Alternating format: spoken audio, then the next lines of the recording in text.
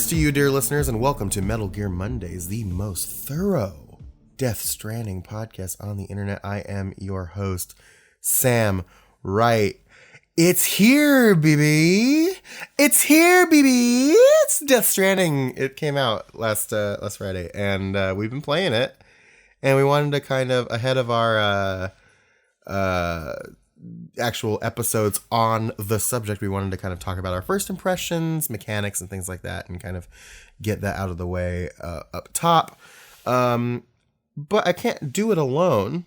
I've got to introduce a person that's been doing it with me the last couple of weeks. Of course, who else would it be but Cole Duncan? Hey guys. Hey Cole. Hey, what's going on, Sam? You sound a little weird. Are you feeling okay? I just got back from the beach. Oh, from the beach. From the beach. Is that the Nicki Minaj's version of the beach? Or like, what do you... Just, me and my friend Amelie. You and your friend Amelie.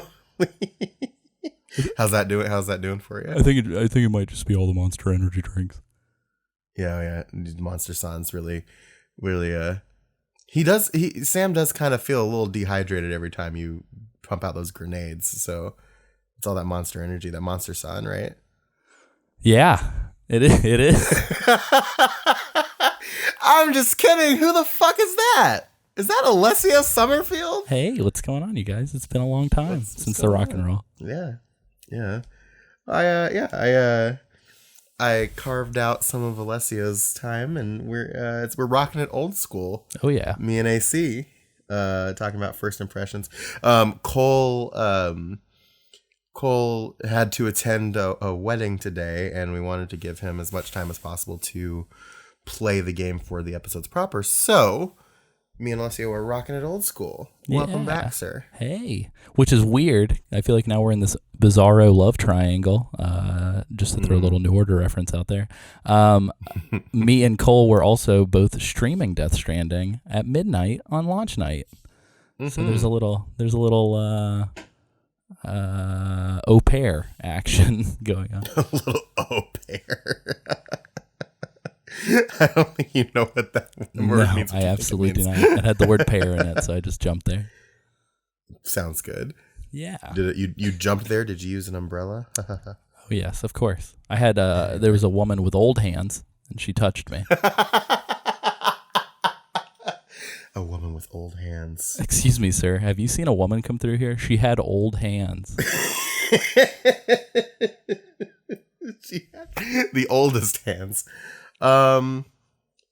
Yeah, so we're gonna kind of talk a little bit about like what we've thought about the game so far. Alessio, you're somewhere inside of chapter 3 currently, or episode 3 right now. Yeah, I think I'm close to the end of it. I'm roughly, give or take, probably about 20 hours into the game. I think I've done some side stuff, but yeah. And me, moments before we started recording, I finished episode 4. So we've got a decent chunk of the game in our systems, and we're gonna talk about it. But first, we want to talk about a couple of things. Alessio did some cool stuff last week in the lead up to the game, and we're gonna kind of talk about how the stream went and everything like that. But I wanted to first kind of talk about our Patreon, because we're doing a little bit of a change up with the Patreon going forward. I think for the better. So what we want to be like super transparent. Time is a thing that we have had a bit of trouble with recently. Everybody's very busy, and we're trying our best to kind of like keep giving you the folks on the Patreon, cool stuff to like make it worth your while. And so now we're going to be paying every patron their donation back to them. No, I'm kidding. Don't tell we're tripling your donation into your own PayPal. We're passing the savings on to you. No, so one of the things that we have been very cognizant of in the recent weeks is that we've kind of slowed down on our video content a little bit, and that is a pretty core piece of one of our tiers. And we super feel bad about that. It's just we've been finding time within our schedules to nail down how and logistically how to do that. Has been a nightmare. So we're kind of shifting around our perks a little bit. What we're doing is the $25 tier. We are eliminating, and we're taking the perks that were in that tier, which I think the primary one is the monthly hangout, and we're folding it into the $10 tier. And then we're taking the $100 tier and we're reducing it to $50. And so it goes $1 will stay the same, $2 will stay the same, and $5 will stay the same. $10 will now include the hangout, monthly hangout, and we're going to, instead of doing Google Hangouts, we're going to create a voice channel on our Discord. So if you are in the Patreon at any tier, you have access to the Discord.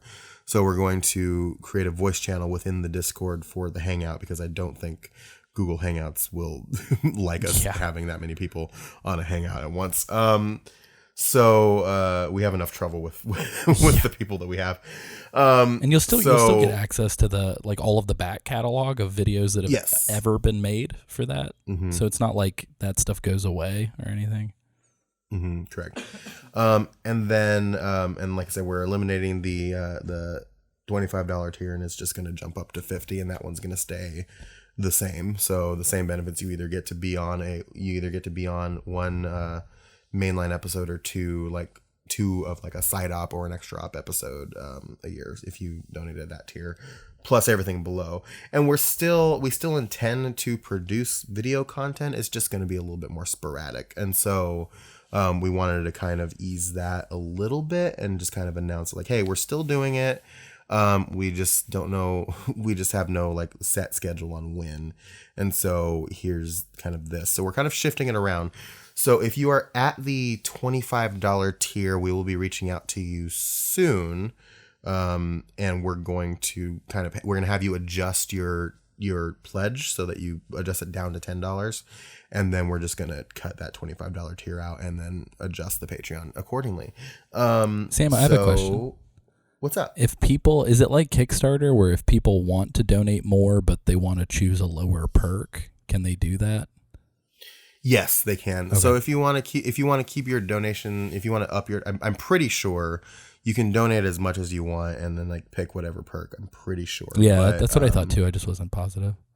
Yeah, but we're not going to ask anybody to do that. If you want to do that, that's super cool of you. But we're not going to ask anybody to do that. But it's an option. So we will be making that change as you're hearing this, probably right after, probably the day of your hearing this. So yeah, we just wanted to make that announcement up front. We do apologize for kind of the lack of that video content, but hopefully this makes it a little bit better. And yeah. Yeah, and irregardless, I still owe everybody a thank you video from the George Washington Bridge, and that is going to happen. I just need to not be lazy and actually walk halfway down the bridge. Yep. It's a long bridge, you guys. It is a very long bridge. I mean, it's not as long as the Verrazano Bridge, which is extremely long. That's in New York too, right? Yeah, Verrazano goes from Staten Island to Brooklyn, I think. You should take a video of you on. Alessio Summerfield, bridge enthusiast. Yeah. Just go to every bridge. Yeah, I'm Alessio walking bridges. That is my new name.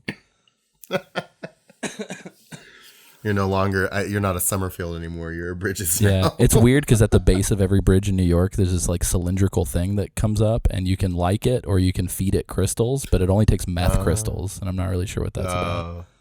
That makes sense though. People got those Wile E. Coyotes got to smoke those methamphetamines. Oh yeah, of course. To keep their energy up. The oxytocin. Yeah, that's where the mules get their shit from. They're not actually people. They're actually real mules. They're more meth than man. Yeah, the M in mule stands for meth. I did notice that. So like, there's a lot of stuff that's like capital letters, like all capital letters. Are they acronyms for something? I don't know. I've been thinking about that too. Because there's no periods. I've been reading like all these. No, there's no periods. I've been reading all these like Intel documents that like not is all capital and mule is all capital. Like, and I've been reading those Intel documents and stuff that they give you in the mail, the interview stuff, but there's no indication that they stand for anything. Yeah, I feel like two things. Love the emojis in all the emails. Love the emojis. Second thing, I feel like unless the sentence is in yellow, it's kind of throwaway in like most of them, which is weird. That's a lot of text for burying the lead there. But anyway, sorry, we're jumping ahead, I think. Yeah, we are jumping a little bit ahead. This episode, as we discussed kind of up top, is designed to where I am hesitant to say no spoilers. Yeah, it depends. I guess it depends on what you categorize as a spoiler. Because if you're one of those people that like knowing something exists counts as a spoiler, then this might not be for you. Yeah, but we are not going to be getting into story spoilers. So we're not going to be talking about like I was trying to think of like a fake example, but my brain turned off, so never mind. Yeah, we haven't finished it, so really nothing is out of play. I was going to say, like, yeah, you know the point where the Eiffel Tower becomes sentient and eats people, but like, who knows? Yeah. Like, maybe that will happen. That could be a thing that happens. And you know what? I wouldn't be upset about Yeah, that's noted Bridges' rival towers. They want to connect. That's what NASA turned into. Yeah, they just want to connect to aliens, not people. Jesus. They go up. Bridges goes across. Oh my Towers God. goes up. I wanted to ask, actually, so is the spoiler policy on this season that you guys are just going to talk about what happens in the chapters as you get to them? Yeah, I think so, because I think what we're going to do, we're going to kind of delineate it a little bit. So we're going to specifically try and contain like plot elements within chapter. Nice. So so it's going to be like, here's the prologue. This is chapter 1. Okay. Now chapter 2 is, we're not talking about 3. We can still talk about 1 within chapter 2, obviously, and kind of build on that way. Nice. I'm jealous you guys get the entire Low Roar discography to edit too. Oh yeah, I'm super excited. Just all of it. Low Roar is incredible. Yeah. For sure. I think a majority of the stream was anytime a Low Roar song came on, everyone just getting dead quiet and then being like, just to listen to man, this is real good. Mm-hmm. I agree. Low Roar is incredible. I will just, like, I can't remember what I was doing. I think it was like catching up on some emails on Friday, and just so I didn't have to deal with 50,000 when I came back to work on Monday. And I just like sat in my room and just played Low Roar while I just typed away on my computer. It was great. Yeah, they're like folky Tom York. Mm-hmm. Very into it. It's very into it. V has come. And then of too. course I also played Ludens by Bring Me the Horizon, which is a fucking jam. Yeah, man. It was funny. You guys mentioned that it came out that day. And I guess segue. I was meaning to listen to it, and I didn't get a chance to listen to it. And then as we're walking through the pop-up in Chelsea, I just see a pair of headphones that says Ludens, Bring Me the Horizon, and I was like, oh yeah, I was going to listen to that earlier today. Let me just put these boys on real quick. Yeah, it was really good. It's a fucking jam, dude. There's like a break. There's like the breakdown at like 3 minutes, like where it goes, you call this a connection? Give me a break. It's like I might actually clip like a quick 10-second thing here, but it's like. Dude. You call this a connection? Okay. You call this a connection? Oh, give me a break.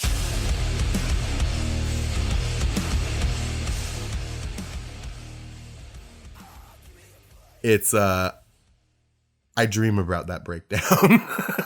Yeah, I really wish that right after somebody would just sample the was it Sprint? The Can You Hear Me Now? Or is that Verizon?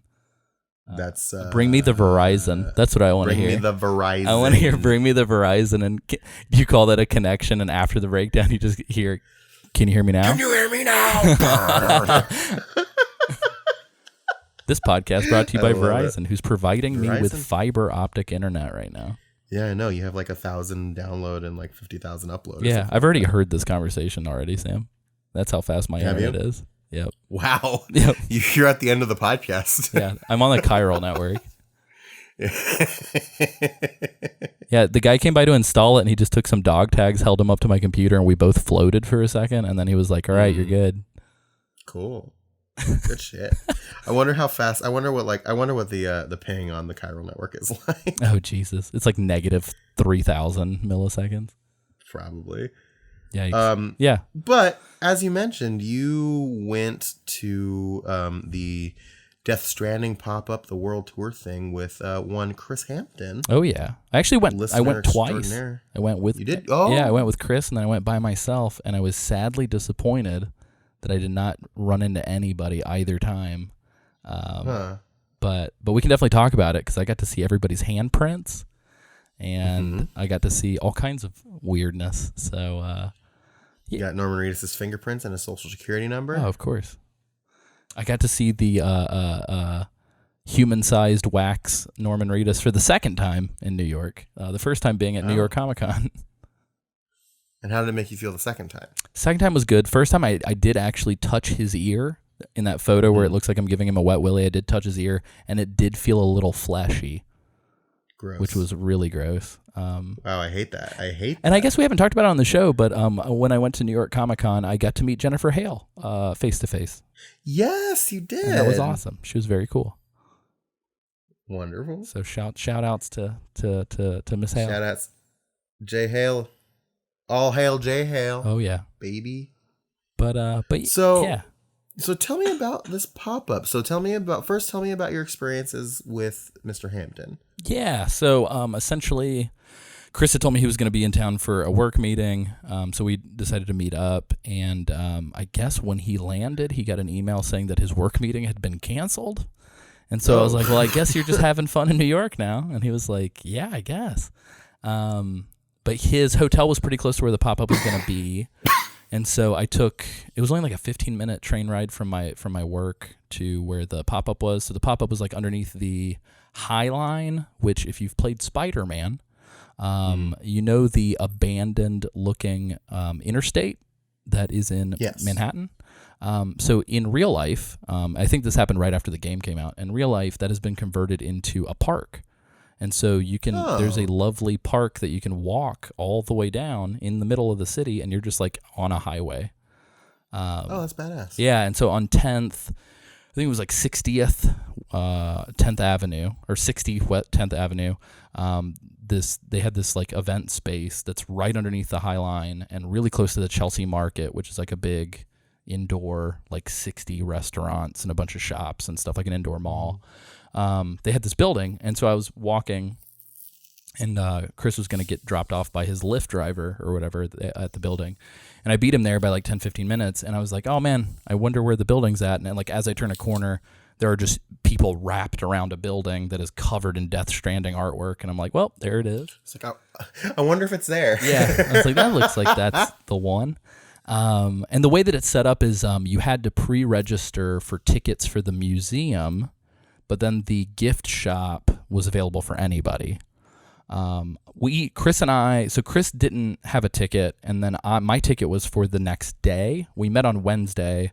The big opening of the event space was on Tuesday. More on that later. And Thursday is when I was able to reserve time, because the moment that the event went up, like the Tuesday just like completely sold out, like instantly. Sure. And I'm assuming a lot of it was actually industry people, because I saw a lot of photographs, and it's like a ton of journalists. Because like Kotaku and all these, like Polygon, all these companies are in New York. And one Tim Rogers apparently was there with Kojima, which is cool. Jesus. Because was Kojima there on Tuesday? Yeah. So Tuesday night was the big opening of the space, and what ended up happening was Kojima and every single actor in the game was there. Whoa. Yeah, so there's like pictures online. It's like Troy Baker, what's his name? Tommy Lee Jenkins, is that right? Tommy Earl Jenkins, excuse me. And then I want to say was super chill, and I want to talk to him on the show. Yeah, I want to say Norman Reedus. I think Mads was. I think like literally everybody was there. It was everybody. And they were all there, and I didn't see it until like because Tuesday night I had to come home and do some stuff, and in my head I'm like, okay, the stream, like Jeff Keighley and Kojima's official Death Stranding stream that was on Thursday is happening in New York, and so I was like, surely Kojima's going to go back to the pop up like at least one or two more times. So I didn't really think anything of missing that first night. I was like, oh, it's not going to be a big deal. It'll be fine. In hindsight, I probably should have like hung out outside just in case. Yeah. But what ended up happening was, I guess that was the big party. There was like a band that played. Kojima took pictures with all these people. Low Roar was there. Yeah, they did like handprints on a wall, which I saw when I went, where they they put their handprints on a wall and signed them. Oh. But yeah, so I missed all that, which sucks. But I got to hang out with Chris, which was awesome. And while Chris and I were hanging out, we were going to the shop or whatever. Chris just happened to go in the wrong entrance, and one of the women working the event space said, hey, if you guys want, like, we're between tours right now, we can squeeze you guys in. And Chris was like, oh shit. And so he went and got me and was like, hey, let's go. And I was like, all right. So we ended up getting in for we didn't have to register or anything. We just went in, signed a little like on NDA Tuesday, on Wednesday. Okay. Yeah, so Wednesday, I want to say it was like around 7:30 we went in, and then I went back Thursday at around the same time, which was my booked time. But yeah, it was pretty neat. It's all PlayStation staff or whatever. I guess they might even be like holiday workers or whatever. But they're wearing like PlayStation swag. When you first get there, and there's some photos on our Discord and stuff like that, but when you first get there, there's a hallway that is a replica of the Kojima Productions hallway. So there's like a Ludens, and like everything's lit up, and you can take pictures, and there's like somebody there to do video and stuff. And then you go through there, and then once you get to the other side, the first thing that you see, I kid you not, is Kojima saved every single badge from every single gaming event he's been to ever. And so there's literally a case where Kojima signed all of his badges from like every E3 and TGS that he's ever been to, and Game Awards. And you can just see his lanyards from all the different events. And then next to them was like a big glass case that had all of his awards that he's ever won.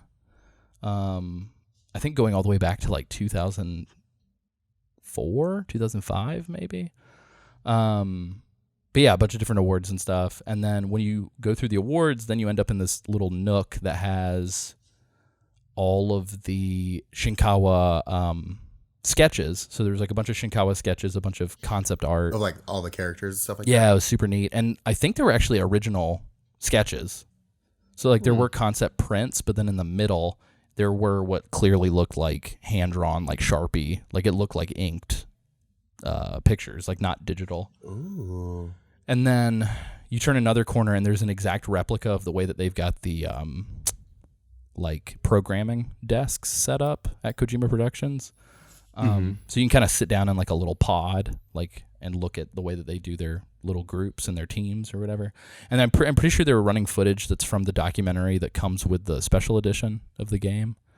And there were even little action figures from Kojima's collection, like his little Gotcha Man and all that stuff, like his little like the stuff that appeared in the Conan bit. Oh, like Ultraman. Yeah, Ultraman. Sorry, they were like all over the place. And then as you turn the corner, there was like a whole room dedicated to the music. So they were showing like, I think it was like a Grimes music video for the song that she did. And then I think they were even showing some Churches stuff. And then they had headsets set up with all the different songs so you could listen to them individually. They had a lot of big pictures of all the different groups. So there was like the Dip. It's so weird to me that it's Major Lazer, because like Major Lazer ceased to be multiple people and has been Diplo for like 3 years. And so it's like weird that he's still using that name. But it's just pictures of Diplo just like hanging out with Khalid. And then they even had this little thing like an iPad where you could listen to a cutscene from the game, but you could mix like the ambience and sound effects and dialogue and yada, yada, yada. And kind of like just kind of focus in on individual components or whatever. And then the last room before the big kind of send-off room was this space made to look like the motion capture facility. So they where they scanned in Conan? Yeah, so they showed you like the little they showed you like the circle of cameras. They were all prop cameras for the museum though. They weren't actual Like they like, Like we 3D like, yeah, cameras. Chris and I looked at them. I think in the actual setup they're all just like Canon 7Ds or something. Like it's just simple stuff. I think it just takes like 1 million photos. The ones that they had in the space though were like shitty 35 millimeter like plastic cameras from like the early 2000s. I love the idea. It was like everybody who comes to the pop-up gets to be in Death Stranding. Yeah, that'd be amazing. But they showed you like the suits as well. They had one of them like in a glass case, like the motion capture suits. And then they had like little video clips playing of all the different mocap scenarios, and there was like a framed photo of like Mads and Norman like smoking in their mocap suits or whatever. And then from there is when we saw the handprint room and the life-size Norman Reedus, and they had with his fleshy waxy ears. yeah, they had the special PS4 Pro and the special edition of the game, the collector's edition, like behind a case. And then there was something I could not photograph, which was a wall that featured photographs of Kojima with every single one of the cameos in the game. Oh. And there was a guy posted up and was very hardcore about like, you can't take these pictures. So they didn't explicitly say like, hey, all these people are in the game. But the fact that some of the people that I knew were in the game were on that list, and then some of the people who I heard rumor of being in the game were on that list, and the guy was telling us not to photograph them, I was like, yeah, these are all in the game, probably. Yeah, more than likely. Yeah, and the list is pretty crazy. I mean, it's like, I'm just going to say literally anybody that you've heard in an interview quoted as saying anything about Death Stranding is just in the game. Like, Yeah. Which makes me wonder if those interviews were promotional interviews and not genuine opinions. Yeah.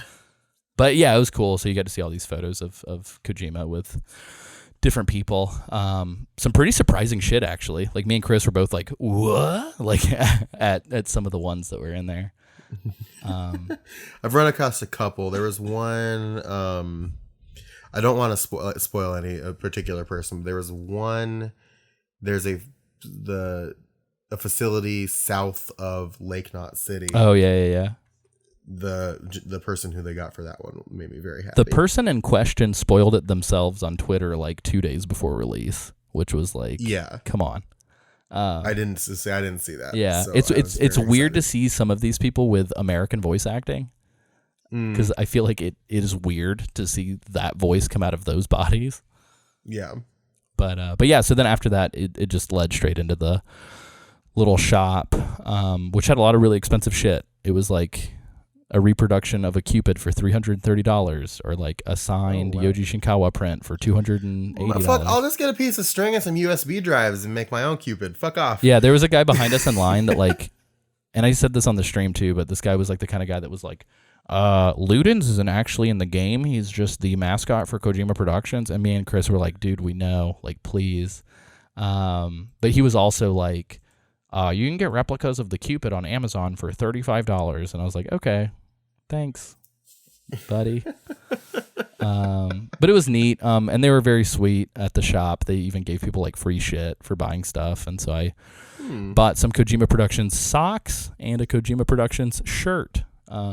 I wanted the World Tour shirt just because usually when I'm buying a shirt at a shop, I don't want to buy the one that you can buy online. I want to get the one that's like unique, but they were sold out of everything except for like double XL. And I was like, fuck. Just wash it a bunch. Oh, for sure. Yeah. But no, it was pretty neat. I think the normal stuff, like some of the posters and the t-shirts were pretty regularly priced. But like the Ludens figure was like $400. Like there was some crazy expensive shit in there. For the official record, I can't find the Cupid on. Oh, damn. That nerdsplainer got nerdsplained. Fucking rip him. Yeah, we kill him. We Snopes his ass. Snopes his ass, bitch. I just want to like see a dude posted up on a stoop outside just say that to somebody. Like, go Snopes his ass, motherfucker.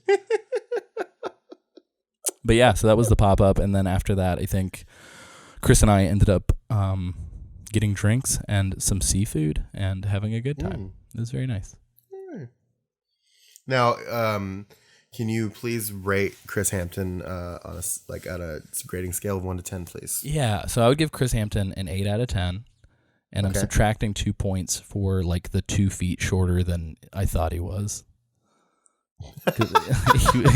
He was a lot shorter than I expected. Very sweet man, very very stylish. I've not seen a man accessorize so effectively in a while. Very nice to talk to, and very good travel companion. If you get the chance, hang out with Chris. He's a good guy. Cool.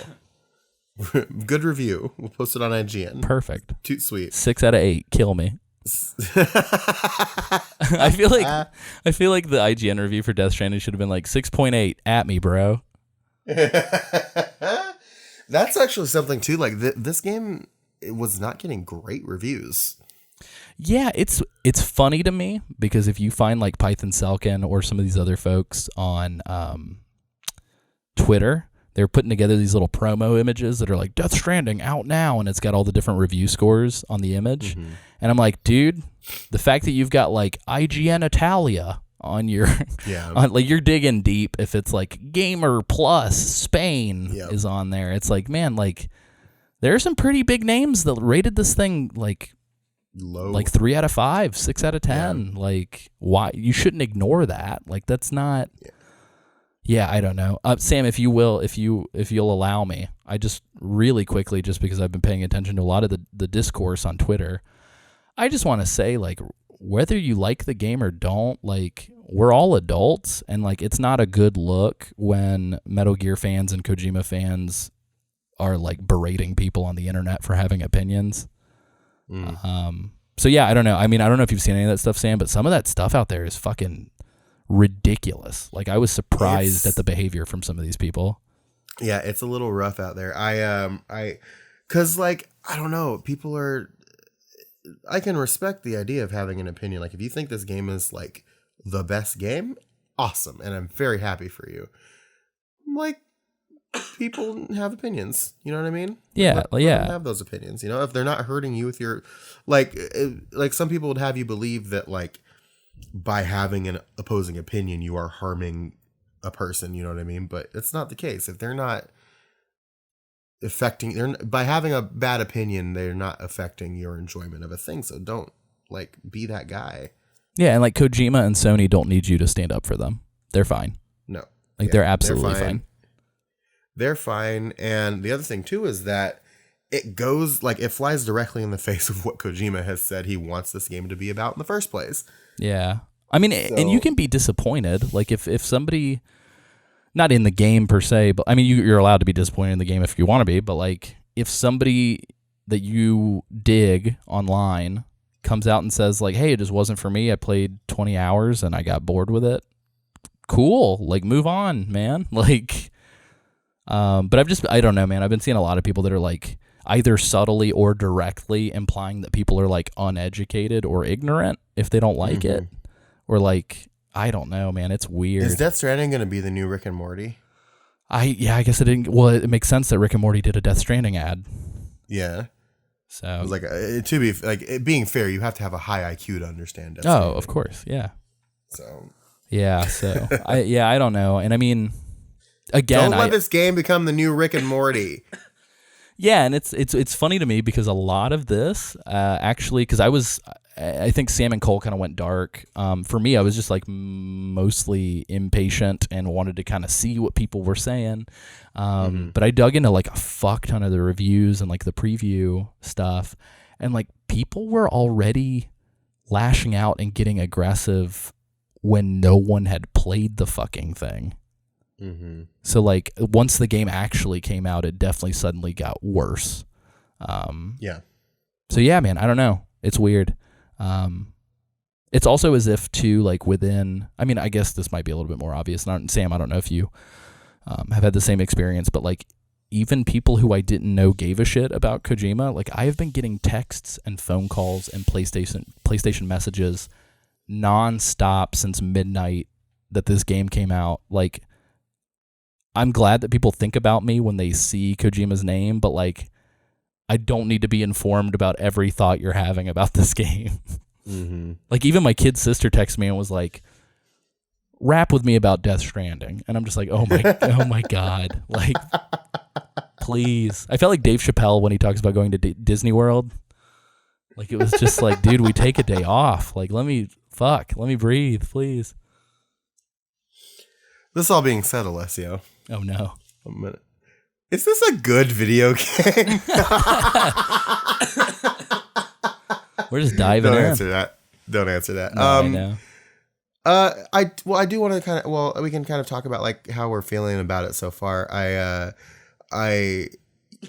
We booted this up in two different circumstances, correct? So I jumped in with, you know, my solo. I'm on my own. I have no connections. Nobody's there for me. Oh no. You know, that initial feeling of aloneness as one typically does with a video game. You streamed a good chunk of the game. You streamed for several hours. Yeah, it was wild. Game. I went from never having streamed to being like, yeah, I'll do a marathon 8-hour stream. Let's go. Yeah, why not? And so we kind of had a couple different experiences. I want to know, what were your feelings about, like, how did you feel when you booted up Death Stranding for the first time? And how do you think doing it for a stream changed, like, your, like, feeling? You know, because when I booted it up, like, my face, I was just like, I can't fucking believe this video game exists and I'm playing it right now. How did you feel? Yeah, I think mine was kind of, definitely that initial boot screen was pretty similar. Like, as soon as I saw the title screen, I was like, oh my God, I can play this. Like, this is bizarre. And literally everybody that was on the stream said the same thing. They were like, oh my God, like, this is happening. It was made extra weird because I had both Zach James and Cole Duncan on the party line. Zach only stuck around on the party train. Yeah, Zach stuck around only for about 30 minutes because he didn't want to spoil it and he had to go to bed. But yeah, quite a few people. It was weird, man. We actually had like a couple new people patronize us that night and then dive into the stream that night. Yeah. So there were some old familiar faces, some new faces, very lively comments, a lot of ragging on Norman Reedus, like some hilarious Norman Reedus ragging. And like his pubic hair, facial hair. Yeah, somebody was like, "You can't shower enough. He always looks dirty." Yeah, I was cracking up. He's never not dirty looking in this game. Oh yeah, he looks like a real Dustin. And oh no.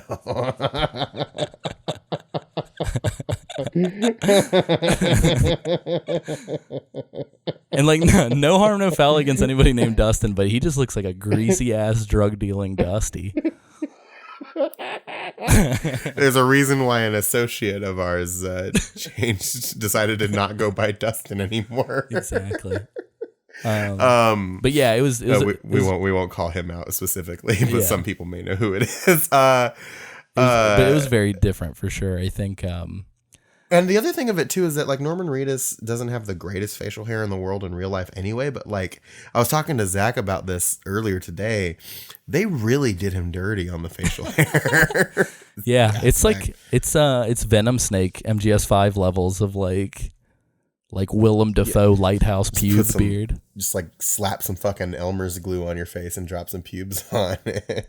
So you want to know something really weird that I did not realize until I hit hour 20 of this video game? Norman Reedus' entire body is hairless except for his face. Yeah. Yep. Do you think that man shaves his whole body in real life?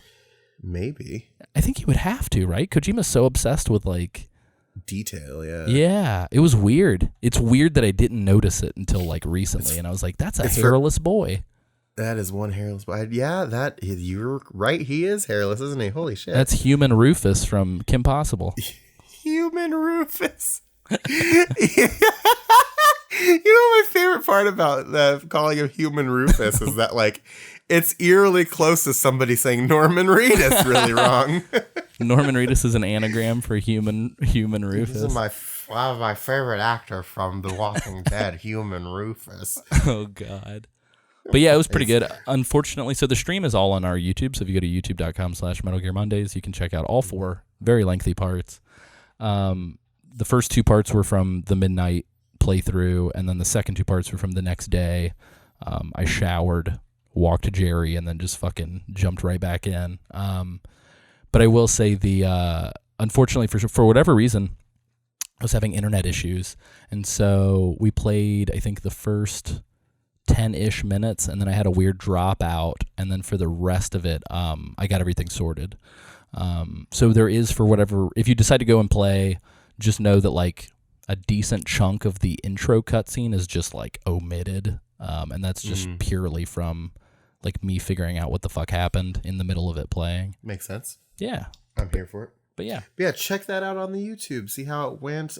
Give it a look. People like streams, don't they? Yeah, People give it watch some likes, you guys. I got to streams. boost my stats. Yeah, I gotta boost sex. Gotta get that oxytocin intake. Oh yeah, I Uptick. need like 45 pounds of sleeping pills. Sam, I was gonna say too though, I did split it. So like half my playtime I'd say was with stream and half was solo, which was very, very interesting and made for a very different game. It's such an interesting like dynamic because that was like the whole build up, right, to the game was just like you're alone. You're starting this game alone and you build connections as you go. And so I feel like, not to say this is bad because it's not, but I feel like having all those people kind of changes the initial experience because it is a very lonely like game for until like all of those signs and buildings and like weird shit starts popping up. Like it's a very lonely game. Yeah. By design. And so I wonder if like it changed like a little bit of like your initial like atmosphere maybe. I don't know. Yeah, I think the weird thing, and so I mean obviously I think for the most part I think we should probably talk sugar first and then maybe criticisms on the back, but like I think the big thing that I keep coming back to, and I don't know how you feel about this, so I'm definitely curious to get your read. But the thing I keep coming back to is like it was advertised as being this very lonely experience. Most of the reviews talk about how like lonely it was. I think the thing that shocked me both during the stream and not on the stream is how much, so like for the last several months, like I've not left New York City for a while. And so I feel very overstimulated, and the fact that like, hey, this serene hiking experience was this game. I was very excited to get into it. One of the things that I noticed is like the game itself interrupts your mood so frequently. Like the tooltips, I've gotten the same fucking tooltips 20, 30, 40 times, even though I've checked them off on my menu. The music is constantly like, here's some music, here's a codec call, here's a tooltip, here's a cutscene. Like, I don't think I walked in one direction for like more than 2 minutes between being pinged about something. Yeah, it is inundating. And the other thing I will say is that like the amount of times, like within the first 2 chapters at the very least, but like it does, I will say it does, the tooltips don't, but I feel like the rest, like this slows down. At like as the game starts, you are getting inundated with tutorials and phone calls. Like the amount of times Die Hard Man called me 3 times in a fucking row. I understand why he has the second most lines in this goddamn game. Because like they just call you and tell you things constantly, and it's just like I've historically been against this in like all games where it's just like they just flood you with tutorials like from the beginning. And it's just like I just can't like wrap my head around this right now. Yeah, I was like, I want to be left alone. I was like, please, for the love of God, like, leave me alone. I just want to experience this for 2 seconds. And I may eventually go and just disable the tooltips because, like, I'm not even kidding. I'm seeing, like, hey, there's a limit to how many times you can like a sign. Like, I'm still seeing that 20 hours in. And I'm like, I know.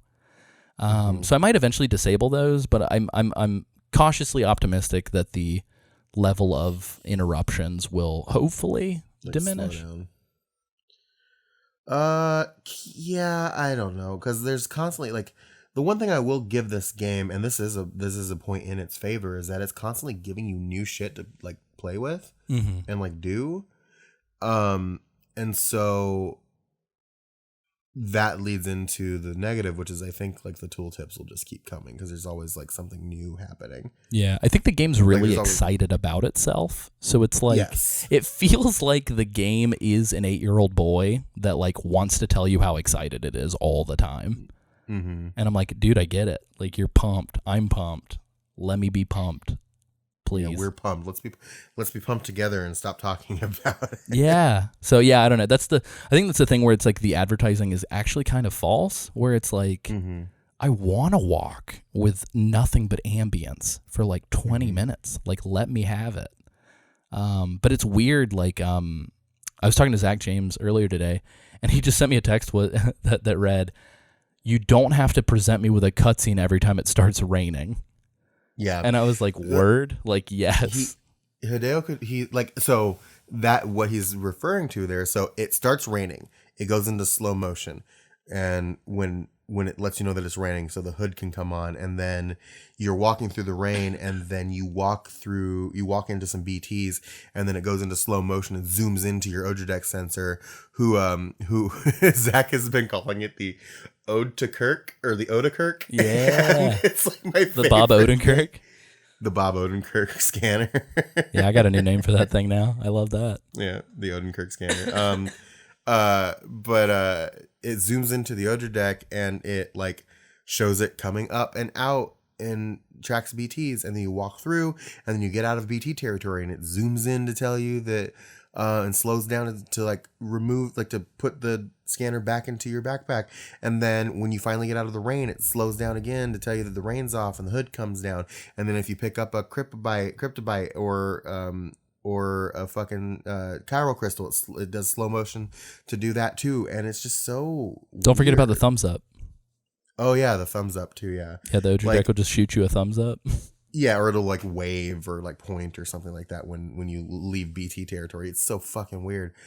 And it's just like, do not. Yeah, I thought it was going to be a first time thing, and I was very excited. I was like, cool, amping me up, very excited. Mhm. And then after, I get that. yeah, after like the 25th time, I was like, I understand. I get it.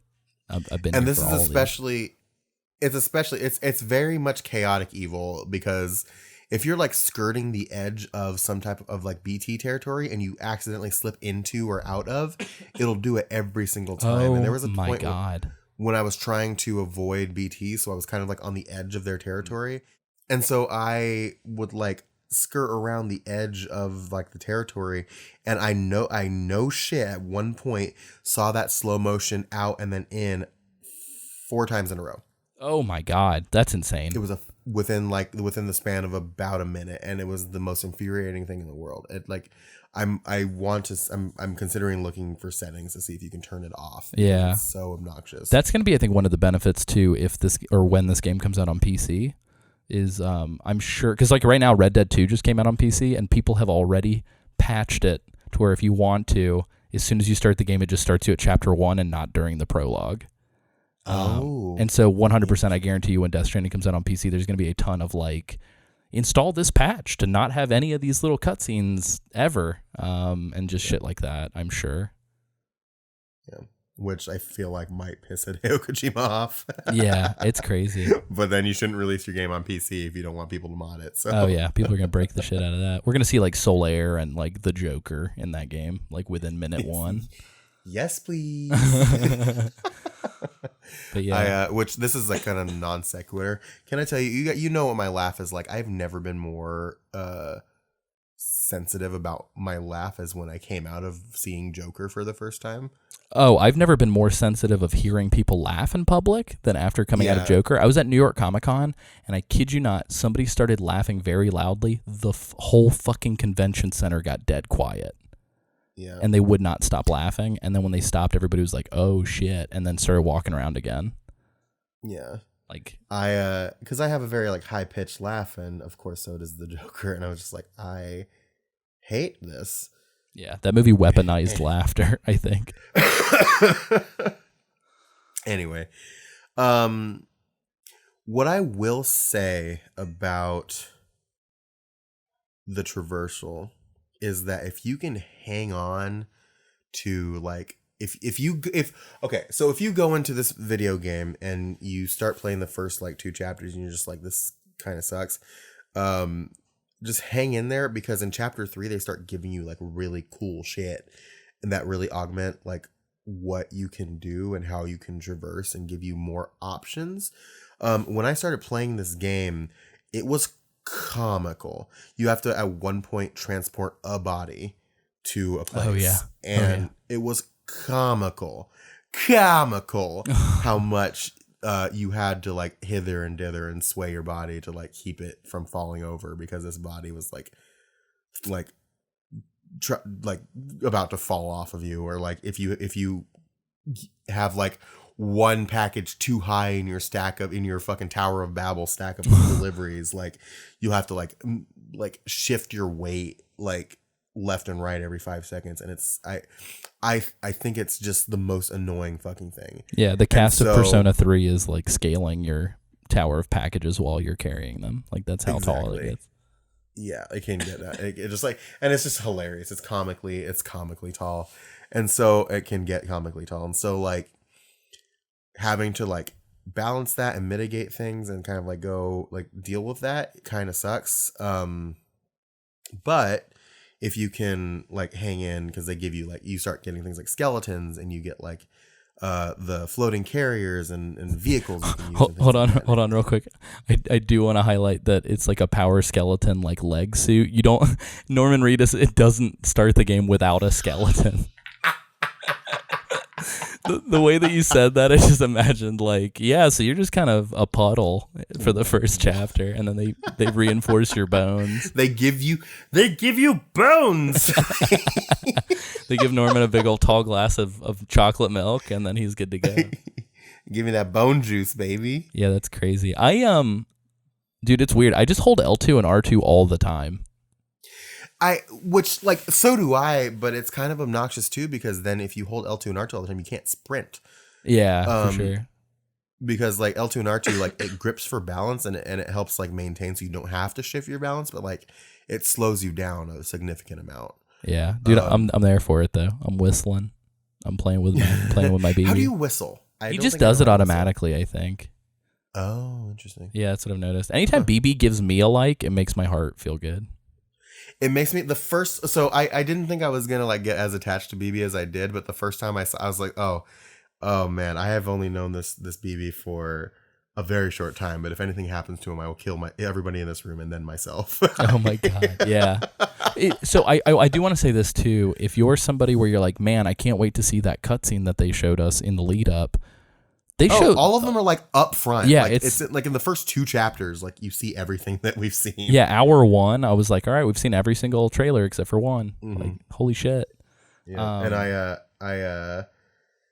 I like the character trailers, no, but like most of like the TGS stuff, like in chapter 3, I got to the point I was like, oh, that's the place where here's the place where Kojima fucked up in the TGS trailer and got dragged to filth by the BTs. Because he fired a bola gun at them for some reason. Oh yeah, I do like drag to filth. That's a good. It's I think it's a drag queen. Like there's like a nice, like a camp saying drag red to filth or something like that. I don't know. I love it. And here's the place where you meet Jeff Keighley, and then somebody made the cliff mistake. TM, and like all this other things. It's like it's just there.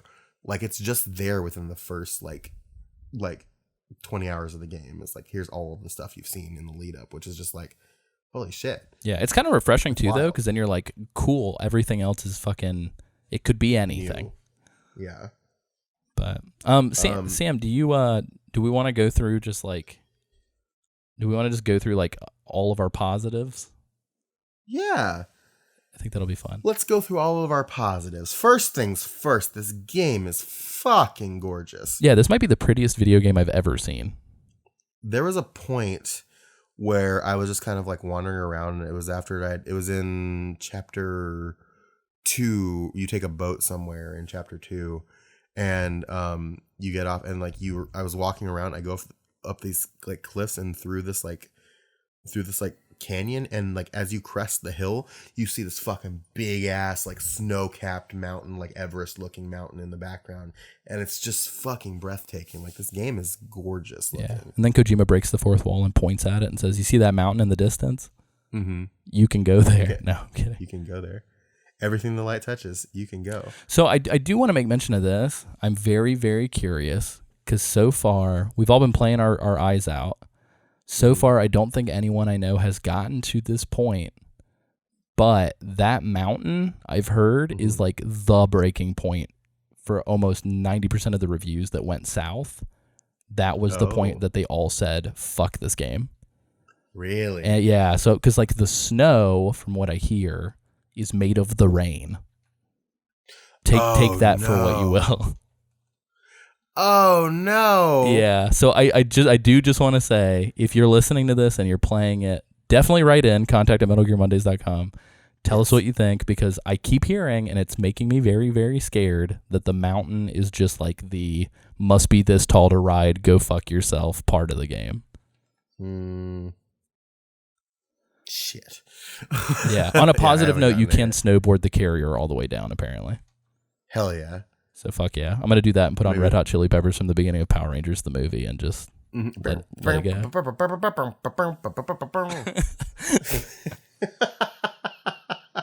And here comes Tommy on a snowboard for some reason, Hell skydiving. Yeah. People. So good. Yeah. Have a nice trip. See you next fall. Sorry. Oh my god! I'm gonna go back and watch I need that to watch movie that now. movie again. That's such a terrible movie. It's but a I real love it bad so movie, much. but there's a great Journey song in it. There is a great Journey song, and also the credit song is Van Halen. Holy shit! Is that and is Dreams in that movie? Dreams is the credit sequence song. Oh my god! You want to know something? I think subconsciously I've known that, and that's just been like what has made my heart feel the love when that song comes on. Yeah. Dreams plays over the credits of Power Rangers the movie, and it's like it might be the best because it has like that like Dreams has like that like Dreams has that like guitar solo. Yeah. It's got like, two towards the end it's of got it. two super sick it two-hand does, tap guitars. But there's that one part, and I'll cue it here.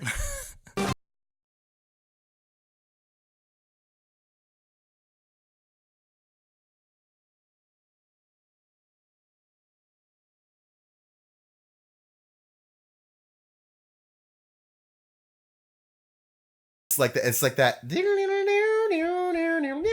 It sounds very Power Rangers. Dude, like, it's so good. I'm excellent. gonna talk some independent movie theater into buying a one-time license to screen that movie at a midnight movie, and I just want us to go watch it together and just like openly weep during the end credits. This is how good it is. I think that Dreams by Van Halen is one of the finest songs that the 80s ever gave us. I agree completely. So. Anyway, I'm so glad that this Alessio. podcast went in that direction. Me too. What's another good thing about this game? I think that the art design and like the vision of the future that we get to see is fucking amazing. I want Yoji Shinkawa to design the real future. The world, the atmosphere is so well put together. Yeah, it's beautiful. I think no matter how scary the upside down rainbows are, they're beautiful. I like the prefab kind of like weird, very angular architecture. I really like the like Nier Automata flavored, like desolate cities that you see. Yeah. I want to spend more time in those. I wish that they would let me go inside the big ones, but Same. Yeah. That would be nice, but yeah. But yeah, even the the outfits and stuff. Like I think in general, just the art across the whole game so far. Yeah, all of this, take it with a grain of salt. If the second half of the game is just like Norman Reedus like finger painting with his shit or something, like if it just all goes downhill after the back half, who knows? But so far, I think it's great. They just like forgot to make the back half. It's like it just becomes stick figures. Yeah. That'd be awesome. Like the final void out. Here you go. Oh Jesus. Sam, what's another one of yours? I think for as like baffling as it is, I think the story has been good so far. What we've gotten, I think like I like the characters. I still fucking think that Amelie's bad. She gives me a very sinister vibe. Yeah, she's spooky. Yeah, Cole still is in denial about it, but we'll see what happens. But like I like the characters. I like where it's going. I've been for what we've gotten about the story. I've been very pleased so far. So I think the story is doing right by me thus far. Yeah. Again, it has an opportunity to take a very south turn, much like the mountain. Maybe the mountain is also the turn for the story. Who knows? But no. I think that it's a very good game. A good story so far. Yeah, it reminded me of Persona 4, where it's like I feel like it's a good and it's an adequate amount of breadcrumbs to kind of keep you sort of. Well, it's intriguing, right? Yeah. It's you. I don't know how to describe it, and we can talk about the way that the those pieces are delivered to you, because it's weird. I do sort of have like a little bit of a criticism within this compliment, but I think the game does a good job of kind of stringing you along, for lack of a better way of putting it, kind of taking you from place to place to place. I definitely felt there was like a sense of urgency, almost to the point where it didn't I felt like I didn't want to do any of the side stuff, because every time I got to the next story beat, I was like, oh no, I got to keep going. Like they're pushing me along. I want to see what happens. Let's keep going. Yeah, I feel the same way, because it's very intriguing. Like it feels like we're piecing together a mystery, you know, and it's just like I have no idea like where. Like I've seen a lot of like some of the key scenes, like we talked about, like some of the like a lot of the key scenes that we've seen in the lead up to the game have been interesting to see, like within context, and like figuring out, it's like, oh, so this one was like a flashback and this one happened here in the present time, and like when did this happen, and trying to figure out like piecing what we've seen together and how everything else that we've seen works together to like move it forward. So it's been very interesting to kind of like go through. For sure. Yeah, I agree. I think I'm hoping it's one of those kind of Kojima endings where it's like, oh man, everything that came before this is suddenly like much cooler. I hope it's not one of those where it's like, oh, that's what this was leading up to. You know what I mean? Like, yeah. So we'll see what happens. I think one of our worries, or one of your worries specifically, was just like, am I going to care when we've been given this like capital L lore already, and we're made to piece it out? But I think that it's been doing a good job of like keeping its cards close to its chest enough to keep us intrigued and going, while still like showing us enough of its hand to be like, okay, come on. Yeah, and I do think a lot of that is definitely subjective to like everybody's patience level. You know what I mean? Yeah, I think so too. I think we're contrary to popular belief, very patient people when it comes to pay off in a story. So yes. I don't know if we strike people like that, but I think we are. Yeah, no, I agree. Well, and so I think along the same lines, another positive that I had is like, I definitely think the pacing of which they give you new tools is really well done. Like, yes, like as soon as I was getting used to like, I actually really liked how the game started you out with like nothing and then gave you one item at a time. Because the thing that I hate the most is being overwhelmed with like, here's 50 different things. Yeah, it's and we had kind of talked about like the tooltips and stuff like that being kind of annoying, but I think you're right in that like it feels like, all right, so you get these like blood grenades, these somatic grenades, and it gives you enough time to like learn the grenade and feel comfortable with the grenade, and then okay, now here's the bola gun, now get used to that and things like that. And so it like it's not, I wouldn't say it's like a very slow like spoon feed, you know, like it's like it wants you to savor the flavor. For sure. Yeah. I saw somebody tweeted earlier today, so I've officially beat Death Stranding, and I did not use any of the grenades that you make by peeing, pooping, or showering. No, I feel like on principle, I'm not going to use those. Yeah, I've picked them up in the environment a couple of times, but like I've literally never used them. So Zach said that like he used one of the PP grenades on BT, and it didn't do a lot. It just kind of meandered in a different direction for a little bit. So I don't know if they're as useful because the hematic grenades fucking rip. Like those things are dope. Yeah, and I didn't realize per hematic grenade you get 5. So like, yes, I didn't either. Yeah, I thought they were just 1. So I was like, yeah, I'll just carry 5 of them with me. And then when I got to the first boss of the game, I was like, oh fuck, like I have like 5,000 hematic grenades. Yeah. Like it was just like, go. Oh, we're done. Okay. Like one of my favorite things too is that after there's a certain point you reach, and I don't know if you've gotten here yet, but you're able to customize your backpack. No, not yet. And I keep checking fucking religiously. I'm like, let me put stuff on my backpack. It'll tell you. It'll give you like a notice. Like it gives you like, oh, you unlocked this gun. It'll give you a notice that'll tell you when you can. But one of the things you can add to it is grenade pouches. And you can just put your grenades in there, and so they're not like taking space. Large boxes. Tower of power. Yeah. My Jenga cool. backpack. Your Jenga backpack. Also, the other cool thing too that you can customize, you can put an extra battery on your backpack. So like all the stuff that uses batteries, like the skeletons and the trucks and bikes and stuff like that, will have an extra battery you can use. Nice. Yeah, I think part of that pacing too is like I think the way that they funnel you from like a safe small space of experimentation into like bigger spaces and bigger spaces with kind of more challenging terrain. Specifically, like I'm thinking of like the forest or like all of the rocks that happen in chapter 3. Like I think they do a really like it mechanically. I think it might be better paced than it is narratively, potentially. But yeah, I enjoy that. I think also, and Sam, I don't know how many additional positives you've got, but I just want to touch on this one real quick. Just in general, the game, how positive the game is so good. Yeah. It's Mr. Rogers, like, the video game. Yeah, like everybody's just like, yeah, we have so much hope and we want to connect the world and like you're doing a great job and we love you and all this stuff like that. It's like, oh, hey. Yeah, this came back looking perfect. Like, you're doing such a good job. Like, keep going. Yeah.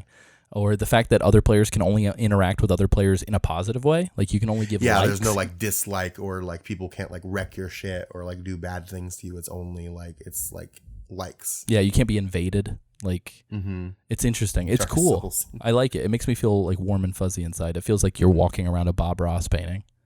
Yeah, and that's, like, the intention, right? Like, that's, like, Kojima had said in interviews, he's like, I want to make a game that connects people, makes people feel good. For sure. You know? And so, I mean, like, it's interesting that, like, this game is like that, and that in between, like, moments of, like, just insane bleakness.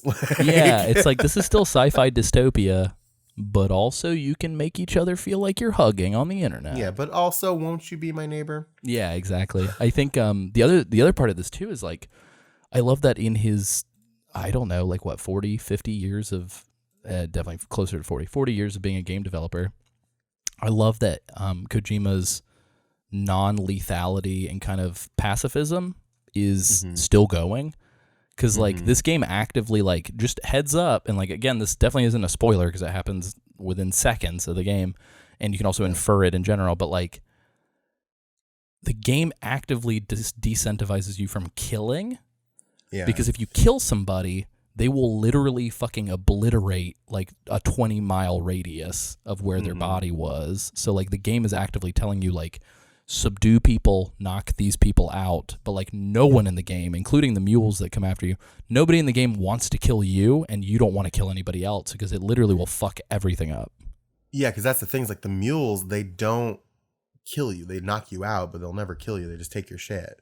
Like it's very much like it's a game that doesn't want you to kill people, and yeah, I can it's very elegant. That. In that way, it's almost more Metal Gear than Metal Gear. You know, it's very like, you know, you have the option to like in Metal Gear to like sneak around and not non-lethally like eliminate people, and this game is telling you like, hey, this is probably more better idea. Yeah, I think some people might take offense to that. Like if you're listening to this and you're like, I like to go in guns blazing. Like you might be like, fuck this game for telling me what I can and can't do. But at the same time, man, I mean, you can. Yeah, I mean, you can, but you're gonna. They give yourself. You like a real ass assault rifle. Like you can. It's just it might not be in your best interest. Yeah, and just so people are aware, because it took me a second. I was very hesitant. I was very scared. If you hit somebody with a vehicle, they do not die. They are rendered unconscious. Yeah. So you can. I did that on accident. I was trying to escape a mule camp and I like ran into somebody and I was like, oh fuck, and then nothing happened. I was like, oh, okay, cool. Yeah, I'm glad that the shit that pops up in your game, which like if anybody listening to this is asking the question, if I jump in 2 weeks from now, is everything going to be developed and I'm not going to have a good experience because people have already built everything? It generates like a little instance, and you're only given like if you have access to ladders, you're only going to see other players' ladders in the game to a limited extent. You're not going to be like, oh, I see a tank and a fucking helicopter and a safe house. Like you can't jump ahead. You can only see the items that you have. Yeah. Which is, I think, a really cool way to do it. Yeah, I think so too. But I think in general, like, I don't know, there's just like a lot of things about this game that I would be glad to tell somebody like, hey, you can hit somebody with a car, it's fine. Because like I would be worried that in general somebody would be so scared that might fuck something up that they just don't do it for the entire game. But yeah, I don't know, it's interesting. I've got a positive that is also kind of a negative, but wraps around to be a primary positive. Okay. Never been more scared of rainbows in my fucking life.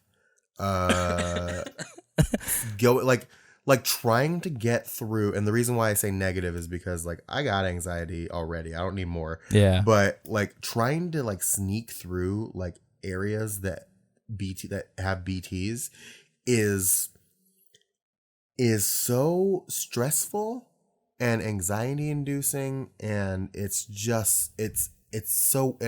so well done, and that's why it's a positive. It's a negative as a joke, but it's like it's the interactions with mules and BTs and like the dangers of the world are very, very well done.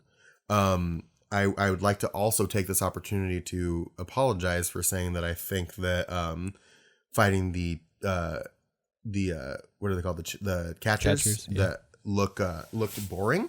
I guess maybe on the surface level it does, but like it like actually playing an encounter with like the first time I had an encounter with one of those things, it was super intense.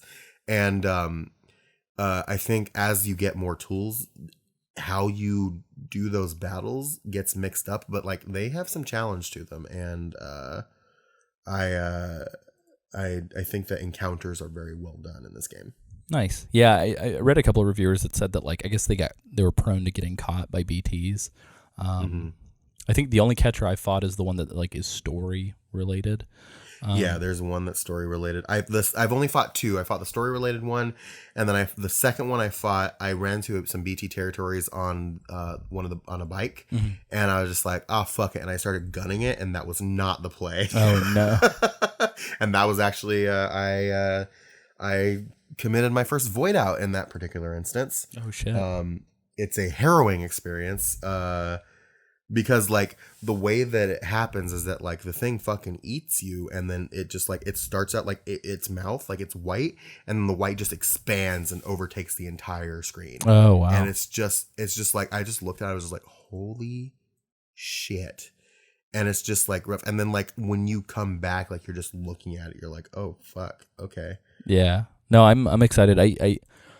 I've heard from some folks in general that like by the time you end up playing through the game, I think the variety, because I think there's like 5 or 6 different catchers you can encounter, but I think the variety starts to kind of like loop a little bit, and that does kind of, again, going into a little bit of like criticism skirting.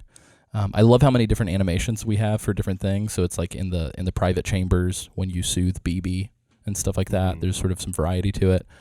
I'm maybe 18 to 20 hours in, and I feel like I'm starting to get repeat animations, which is kind of frustrating. So it's like I've seen BB smash his head through the incubator a la TGS gameplay like 5 times now. So yeah, I mean, I'm agreeing 100% with what you're saying. The slight hesitancy in my voice is like I hope that I can continue to be excited by that stuff by the time we see the credits roll. Yeah, I agree. I think that like there's a little asterisk on it where it's just like, well, let's see if it keeps up this like intensity. But as of right now, I've been very into it. The second catcher I fought the butthole dog from the TGS demo. You fought the Shiba. No, I'm kidding. No. Yeah. But yeah, it's been the encounters and like it's and the way that I say this, I don't know, and I don't think I am having fun playing this game. But as we have discussed at length in the past, I don't think a game has to be fun to be worth it. Right. And I think in saying that, I think it's a very tranquil game until it isn't. And I think having those moments where it cuts up your tranquility with these heart-pounding segments, I think it's done very well. And I think, like I said, like you see a rainbow or it starts raining, you're just like, oh fuck, is this gonna be it? And it's like it's very good. I think I've enjoyed it. Yeah, I think to also add to that, I think personally, I think my opinion is very similar to kind of what we've talked about. This is going to be, I 100% am not trying to invoke anything negative here when I say this. Similar to when we talked about MGS5, I think this game is begging you to play it at your own pace. I think, unfortunately, because of the format of the podcast, and I think unfortunately because of the way that journalism works, I think we have a lot of people right now trying to play through the game extremely quickly. And I do worry that like playing through it quickly is going to heighten the repetition, because I think on a micro level, like on a single mission level, if I were to play one mission a week or something, and that might be extreme, but one mission a day or something, it's awesome because you get these like 20 to 30 minutes of like complete tranquility. And then you get this like 5 minutes of super intense stress. And then you crest over the hilltop, you see your destination, and you're just like, oh, fuck yes. I think, unfortunately, if you're like beelining through this game, which I know a lot of reviewers did, especially like reviewers that were sharing copies. So like if you listen to like Kinda Funny's podcast, like 5 dudes shared one copy and all beat it in like 3 weeks or something. Oh, jeez. Yeah. In a situation like that, it's like, of course it's going to feel repetitive and insane because you're fucking blowing through it.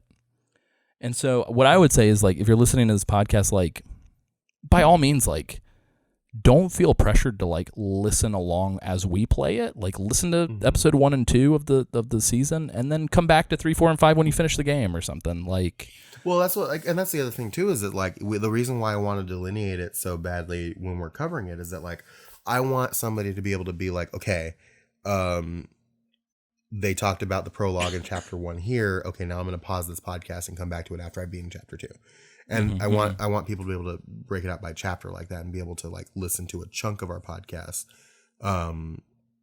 Because like, again, it's all about like your pace. And I think like we actually had like last week, we had like a serious conversation, like me and Alessio and Cole, we were just like, hey, we should talk about like how many episodes you guys are going to do for this, because it's one of these kinds of video games. And I think we compromise pretty well, I think, with with what time we have versus what time we want to give it, you know? Yeah. And which is way more than anybody else, because like obviously when Metal Gear Mondays commits to covering a game, you know you're gonna get like 15 hours minimum on that game, whereas like somebody like Tim Rogers has to be like, here's an hour-long video, you know what I mean? So we wanted to make sure we gave ourselves time to do it. And the other cool thing about it too, and I don't know if you felt this way, unless you're having played it a bunch this weekend, but I haven't felt rushed, if that makes sense. I felt like, what am I trying to say here? I haven't felt rushed. I felt like like in the game or in real life? In real life, playing the game. Yeah, no, I agree. The fact that we're like 20-ish hours in, and we're 24 hours that, like, pleases me. Like I'm like this. Like if a brand new game comes out that I've been wanting to play, like I'll just play it a lot, and that's not new. For sure. But like I've been doing side stuff where I feel like it, and like doing all kinds of stuff. I've been doing it in a way that I want to, And it just so happens that it's working out for the show's breakdown and how we're going to be breaking down the episodes, and I'm thankful for that. Yeah, because I was a little worried about like, okay, be like you said, beelining it and like. Yeah, and I definitely didn't mean to scare you guys, but it's like a lot of the shit that I was reading was definitely people being like, "You will burn yourself out," and I was like, "Fuck." Yeah, I think the good thing is that like, because we're recording our first like walkthrough episode on Monday, as you're listening to this, we're recording next week's episode today, and it's good because like as we're recording, me and Alessio are recording this episode. I'm at a point in Death Stranding where I'm good. If I were to stop playing it until Monday, which I won't because I want to keep playing. I do want to keep playing it. If I were to stop now and just not play anymore, I'd be good to talk about what we've divided up by Monday. Yeah. And then I have a full week to get to, a full like 7 days to get to like where we need to be for the second episode. So I think it's been good, and I haven't felt like I'm forcing myself to play more than I've wanted to. Nice. And that's a good thing, I think. Yeah, this is definitely one game that, like, no offense to you guys, I'm glad I'm not playing for the show. Because like I definitely, and maybe this is a good segue to kind of get into like a little bit of criticism, because I definitely don't want to I don't want to walk away from this game and not be honest with you guys. But I am like at the 20-hour mark starting to just now feel pangs of repetition. I think up until, and I'm with you on it too. Like, yeah, you see some stuff. There's so here's one thing I do want to say, because I'm a little bit ahead of you, and I don't want to. I'm trying not to say something that will be spoiler-ish. At the end of chapter 3, they do something like towards the end of chapter 3, like the mission right before you connect South Knot City. They do kind of a crazy thing, and it's just like, oh, I got to do this, and then they get into some like backstory of a particular person, and it's very interesting. And then chapter 4, I played the first mission where you're in that kind of like hellscape war zone. Ooh, very nice. And so I think, and I've actually heard this, after chapter 3, the game gets like, from what I've heard, the game gets buck wild. Nice. And so I'm with you in that, like up to a certain point, and the cutscene when you get this mission, you'll know what it is when you get to it. But because when it happened, I was screaming, "Oh fuck!" when it was happening. Yeah, hell yeah. Well, that's good pacing then. That means that when they tested this thing, they were like, "All right, everybody's starting to feel repetition at this point. Let's mix it up a little bit." Yeah. Cool. That's good. And so I was feeling the same way, and then they immediately got me back into it, and I was just that's like, awesome. "Oh fuck, let's go." Yeah, it is a lot of game. I mean, I 100%. I'm gonna say like I'm a quarter of the way through the game. And I've played for fucking 20 hours. Like I think this is a bigger game than MGS5 by a considerable degree. So if that's part of your decision making, if you're like, oh man, hour per dollar spend, if you're that guy, there's a lot here. But just be warned, there are aspects that can get repetitive, and like I'm somebody who recreationally listens to a ton of very, very esoteric electronic music, so I'm okay with repetition, but I don't think everybody is. So I just, I don't want to do the whole, maybe it's just not for you, because like that feels very like elitist-y to me. Like that has like an undercurrent of it's for me. You know what I mean? Like yeah. But yeah, Sam, what other I'm curious, what other critiques do you have thus far? I think I kind of said like most of my, it's as much as I love the mechanics, like it's also in the mechanics that I don't like. I think like all that slow motion stuff sucks. The balancing, I've gotten better at like managing it, but like the balancing and like the oops, I tripped over a inch tall rock. I better hold down R2 and L2 to stop myself from like beefing it. Hey, that shit happens to me every day on the sidewalk. All right. Oh yeah, it's just it's a lot. Like it's just like it's that stuff like balancing the I think like the stamina gauge is super weird to me. And yeah, it's hard to discern because it's like partially your hold your breath gauge, but also partially your sprinting gauge, but also partially like I don't know. It's weird. Like it's tied to so many things. And then like I think like as you go, like the more time you go in between resting, like it gates off parts of it, so you have less and less stamina you can actually use. Dude, you got to also pro tip and definitely skip the cutscenes because you don't have to fucking watch them every single time. Chug all the monsters you got. Oh yeah, so you get an extra bar of stamina if you go into your rest house. You go into at the table if you chug, because you can only do it by a maximum of 25%. I don't know if that changes, but you can chug 3 monsters, skip the cutscenes, and have an extra bar of stamina.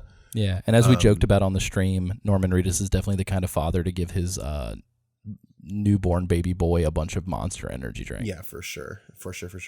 Yeah, I would never trust this child with this man. What else? It's all mostly mechanical stuff.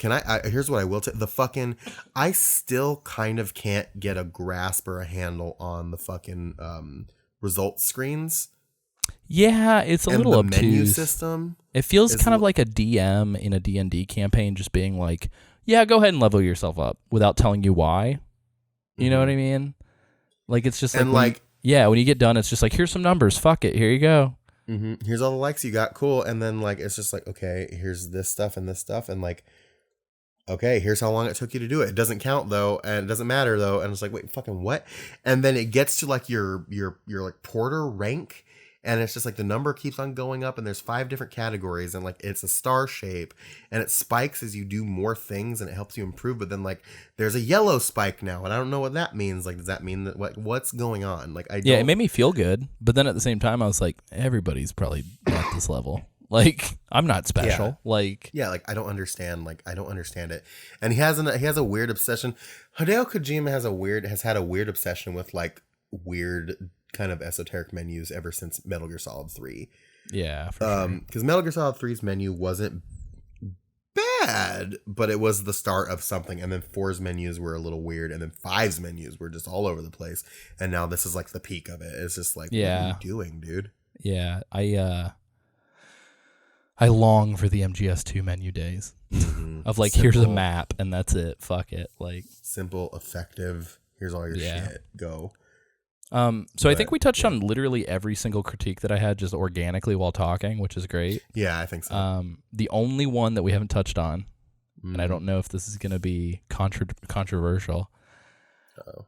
I feel like, and this has been my biggest, I've actually been kind of like bummed out about this. And I don't know if maybe we've done such a good job of like romanticizing Kojima that maybe like I shouldn't have been surprised. I feel like every fucking character in this game is a kiosk of information dumping before they're a human being. And it bums me out because like Fragile's the only person who we get to know how she feels. She has an emotional reaction that is not a chiral allergy, which made me very happy. Yeah, when that scene, when they showed that scene was not a chiral, when she was just literally crying, I was just like, hell yeah, like that. Oh yeah, she's got big Isabella Rossellini energy. If you've seen Blue Velvet, like that's how I feel like Lea Seydoux is. Lea Seydoux is fantastic. Yeah, so she's great. I will say this: I think Mads Mikkelsen, for the snippets that we have seen thus far, I think he's the best actor in the entire fucking game. Yeah, but. Like, I'm so bummed out that, like, Die Hardman, Mama, Heartman, and Deadman are literally, like, you could combine them into a Wikipedia page and they wouldn't even need to talk. And it's like, I want to know, like, what are your thoughts on the fact that humanity doesn't exist? What are you scared of? What are you excited about? Like, do you have emotions? Like, who are you?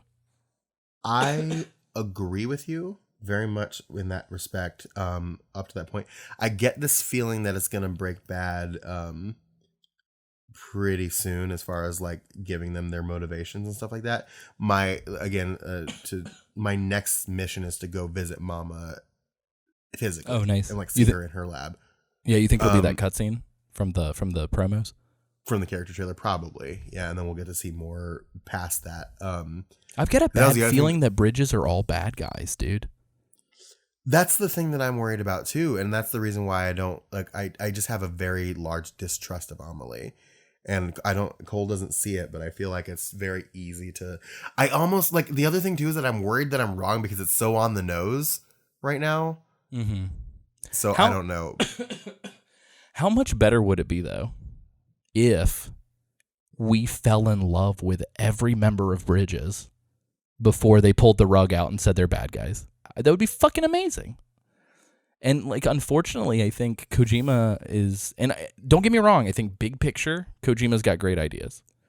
I think micro level though, Kojima's like moment to moment gameplay, it's like even the actors sound like they're just reading off like information pages.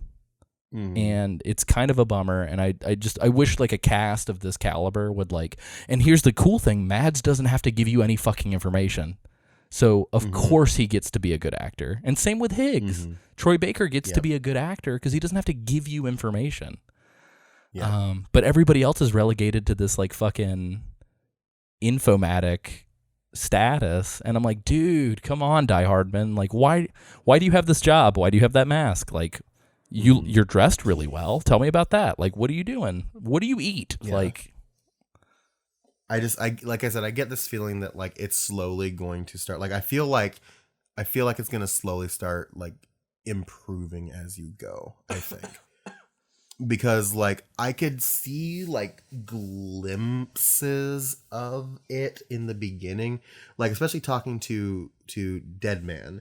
And so again, this isn't a spoiler per se because this has been like the whole lead up thing, and like, you know, they have mentioned that these like BBs are tools, like they're tools. And I see the beginnings of Deadman like realizing that they're not tools, you know, and I'm hoping that they like take that and carry it forward. Like I'm seeing places in some of these characters where like development could happen, and I'm just waiting for it to begin. You know what I mean? Nice. Yeah. No, and I'm excited about that. I think even with Metal Gear, because like I think we would be 100% being dishonest if these aren't new problems, is what I'm saying. No. Like, these have been there forever. Like, Kojima, take him or leave him, better or worse, he's still the director of Death Stranding, so it has the same problems and the same positives. So these aren't new things, but I think when we do the podcast, we're kind of reflecting back in this like romantic sense, and for the first time ever, we're actually reflecting on it like in the moment. And so I think I'm not being negative, and I'm not trying to be overly critical, and like if just to cut off anybody who's like, oh, you guys are trying to be controversial just to get listeners. Like, we're not. Like, I'm going to be honest with you. I think I might be the most negative of everybody that is going to be on this season thus far. So you hopefully won't have to like suffer me for very much longer. But I think, and that's not this, like, I think this game is a good game. So I'm not saying I'm not trashing it, but I do think Kojima's writing, it's something that I was hoping would have matured a little bit before this game came out. Yeah. And I think, unfortunately, it's insane to me. I feel like it's weird that it hasn't, in a way, because like, because like, it's been what, like 4 years? Like, he left Konami. He was out of Konami for about a year. He announced Death Stranding 3 years ago or so, and then it's out now. It's been about 4 years. And I would think, like, in that moment, like, his life experiences, like, it would have, like, had some type of upheaval or change, and it just feels very much signature him. Right. Yeah, like, when my sister texted me and she was like, hey, should I play this? I was like, hey, FYI, if you're unfamiliar with Kojima, he has a very distinct writing style. It's not God of War. It's not The Last of Us. You're not going to get that kind of writing. This is Sabrina? Yeah, this is Sabrina. And she's played God of War. She's played Last of Us. She's played Spider-Man. I was like, you're not going to get this organic contemporary 2019 American human beings having a conversation dialogue. You're gonna get this like video game dialogue, and you're either in for it or you're not. And again, I think Fragile's the only one who has a conversation that's like about anything real. And Norman Reedus, God bless his soul, like anytime I ask the question while playing the game, he fucking asks the question in the game. Like he does a good job of being the player. Really, and that's my other favorite thing too, is that like whenever, like when he's just like creeping around, like just walking, he just like mutters stuff, and I'm just like, yeah, dude, me too, same. Thanks. Yeah, for like sure. he'll do like a thing like when you're like creeping around BTs, he'll just be like fuck, and I'm like, yeah, me too, thanks. Yeah, exactly.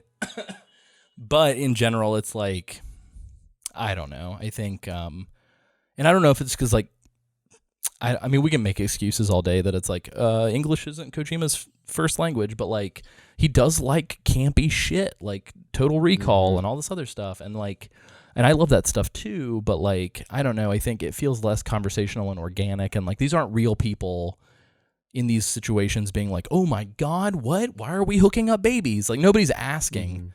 Like when you see the BB for the first time, nobody's like, what the fuck? Like everybody's just like, oh no, right on. And so I would say if with Metal Gear, it's been different because I think we all came to understand Kojima as the games progressed. With Death Stranding, if you've never played Metal Gear and this is your first Kojima joint, you might be like, what is this? And I just want you to know that before you jump in. Yes, very much so. Yeah, so just please be aware of that. Like even like, and for those like long time like Kojima people, like if you're coming to us because you looked up like a podcast about Death Stranding and you found us and you were just like, oh, I'll check this out, then you may not have a familiarity to us and to this. But if you're coming to us as like a listener who we've had for a while, or you're coming to us as a fan of Metal Gear who is now getting into Death Stranding, you'll kind of understand what I'm about to say. Even in like very poignant, important moments, there was a moment towards the end of chapter 3 was a very poignant, powerful thing, and he still managed to be very signature Kojima about it. And when you get to that point, you'll know exactly what I'm talking about if you're familiar with Kojima. And so it's just like it's not something that I'm, I feel negative or positive about. It's just, here it is, and I'm used to it. And so right. Yeah. No, I agree with that completely. And I think again, overall, I think I do feel truly positive about this game. I am enjoying myself. But I would feel dishonest by not sharing that. I do think that the characters just feel so crude for what they are. And I am curious as to like what the actors thought while like, so just as a funny aside, and this totally happened as like a weird one-off thing, and I was talking to Zach James about this while it was happening. I saw Nakey Jakey tweeted out a very funny thing, and so I retweeted it. And I'll read it real quick. I know, just to be that guy. Let me read a tweet on a podcast. But he said, dialogue in Kojima games. Guy, so you like eating corn dogs? Corn dog man. Yes, I love them. Guy, and you make corn dogs? Corn dog man. That's right. Guy, so why do they call you Corn Dog Man? Corn Dog Man, let me explain. 15-minute cutscene on the history of corn dogs. And I retweeted that, and I kid you not, Christopher fucking Randolph liked my retweet of that. And so, like, even actors who have read scripts for Kojima are just like, yes.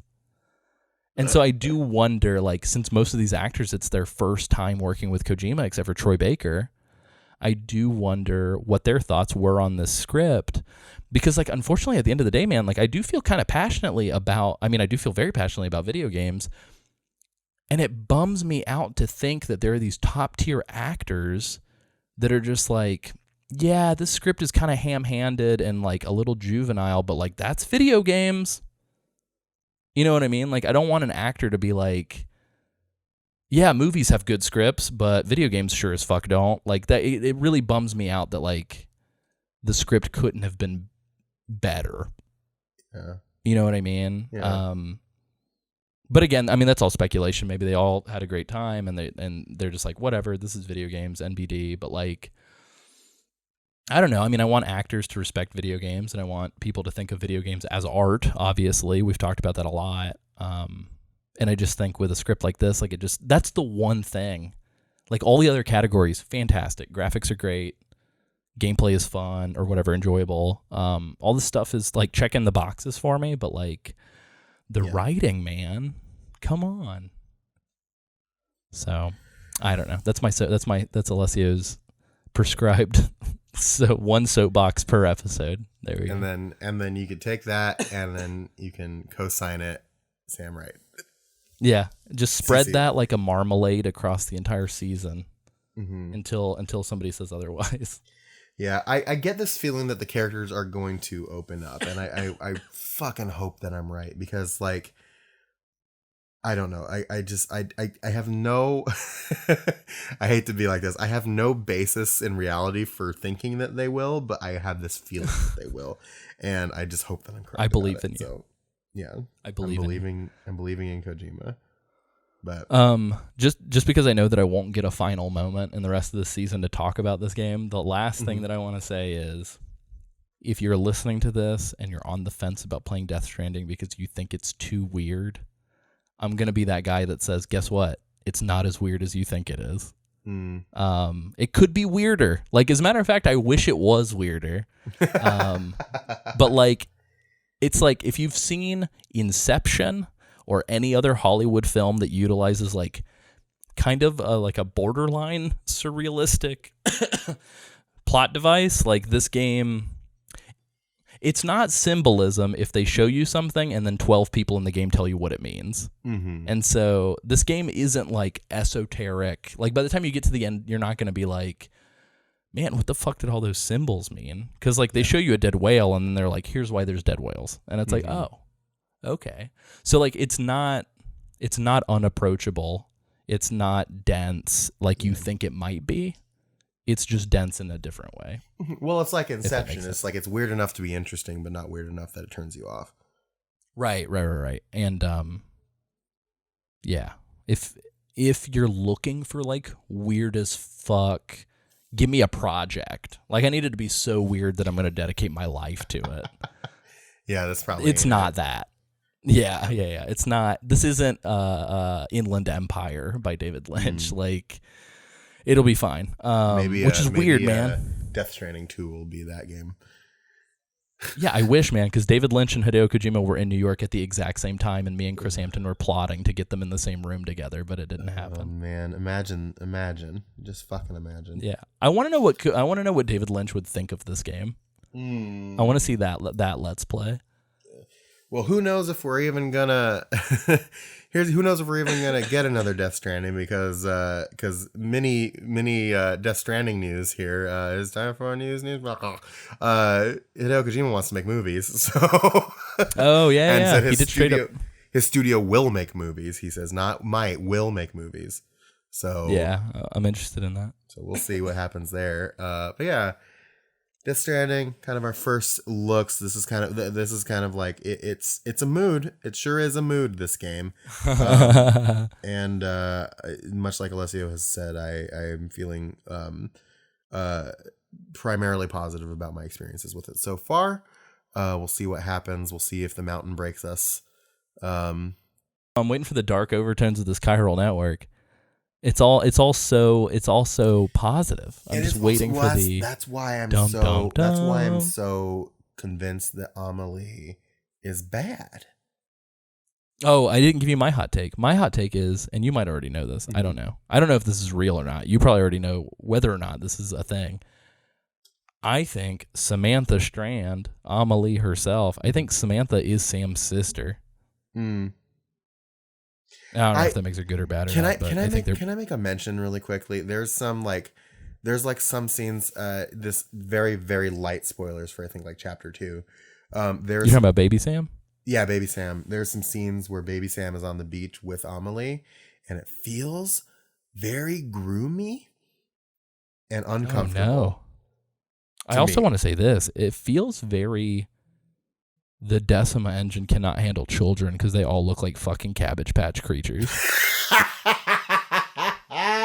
Because we talked about Eloy. Oh yeah, Kid Aloy looks like a fucking monster creature. Ooh, buddy, she looks like some fucking Monster Factory. Like, yeah, no, like children in the Decima engine, which I don't want to like talk too much shit because Horizon is a beautiful game.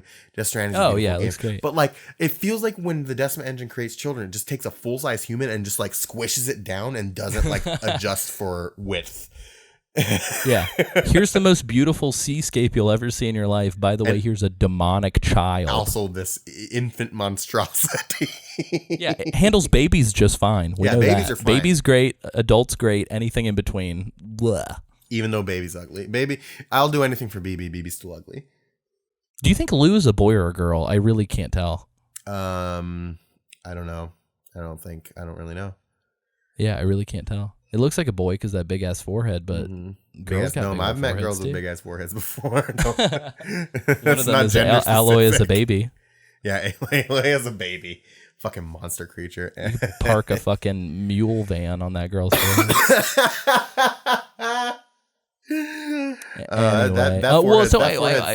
That forehead's big enough to build a base for a bridge in there. Oh my god! I do want to say, like, shout out to Guerrilla Games, Santa Monica Studio.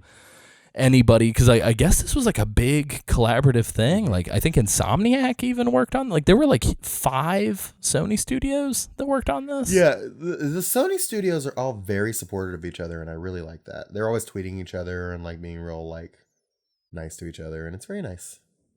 Yeah, Corey Barlog, what up, brother? Corey, Like, I hope Corey's in this game. Yeah, I hope so too. He did lament not being asked to be scanned though. Mm-hmm. Like that was like 2 or 3 weeks ago. What is it? So I don't know if said Kojima was like, get over here. That set the fucking ground zero off for us. The Corey's been standing this game for a long time. Oh yeah. Oh yes. What's I am happy. Some of the cameos definitely reinforce some of the episodes we've had on this show. So I'm happy about that. So we predicted the future. Yes, we did. Yeah, I guess that is it for this episode. Thank you for joining us, Alessio. Thank you for taking time out to kind of join me. Of course. Like I've been saying, rocking it old school. Old school, thanks for listening to the ramblings of an old killer. Yeah. Like we said kind of up at the top, like I said, we're going to be changing the Patreon structure a little bit as like a not only a thank you, but a sorry for not being great with the video stuff. So we're losing money for you guys.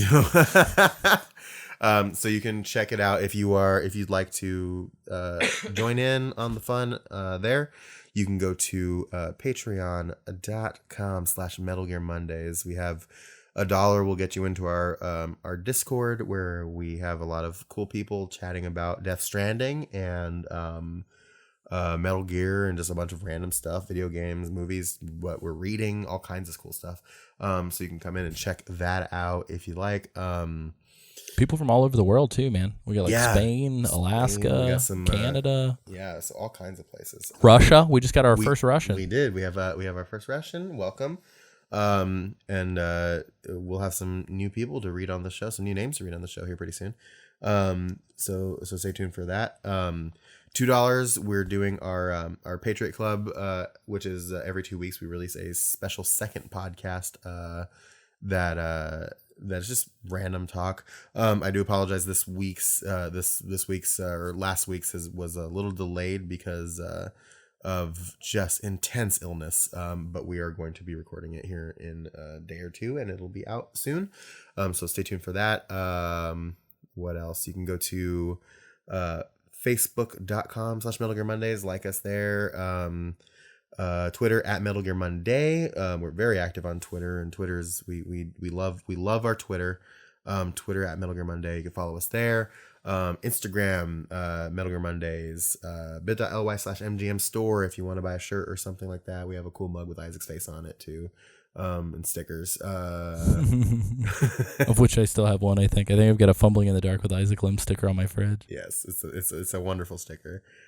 Still wish it was glow in the dark, but they don't have that capability on the website we use. So And yeah, just metalgearmondays.com will get you links to all of the things. YouTube as well. YouTube.com/Metal Gear Mondays. Check out Alessio's stream. It's a pretty solid like demo of the first bits of the game. If you're on the fence about jumping in, it'll be a good little primer for you. So check that out. And yeah, metalgearmondays.com. Alessio, where can they find you on the internet? Hey, you can find me at acsummerfield.com, slowly but surely. I'm chronicling my journey editing a film, and I'm going to be overhauling that website to include a lot more writing soon.